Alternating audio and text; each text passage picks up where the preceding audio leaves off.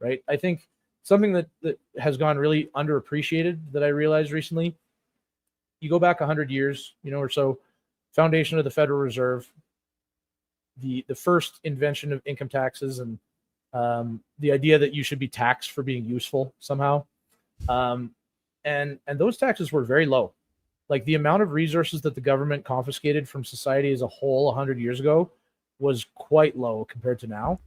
And the remarkable thing is that during that time, 100 years, with the transition off the gold standard, the transition to the modern monetary theory and all the money printing and Keynesianism and all the nonsense that they've attempted, the government has grown, the bureaucracy has grown, the amount of money that they waste or steal has grown to such an extreme extent.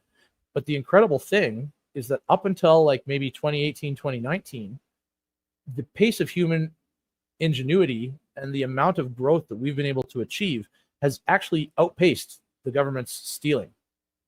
And that's how we've built the world that we have today. Virtually everyone in the world has a higher quality of life than they did 100 years ago, because everyone is more useful, because technology has been leveraged, industry has lifted everyone up, and we produced a lot more prosperity as a human race than we did 100 years ago.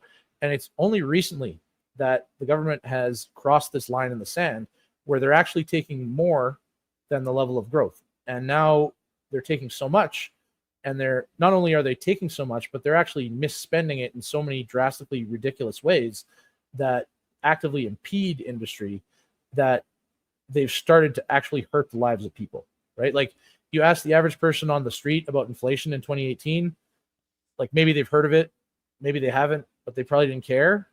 Whereas now, like everybody knows and everybody cares because food is way more expensive. The one thing I think people don't take into account, I'd be curious to hear your thoughts about this. You mentioned it there a little bit, that government overreach has up until recently been outpaced by ingenuity and, the entrepreneurial spirit, let's say. Everyone who built something great over the last 100 years did so, even though regulation to any weaker man would have stifled them, what is the term? Strangled them in their cradle, right? Yeah.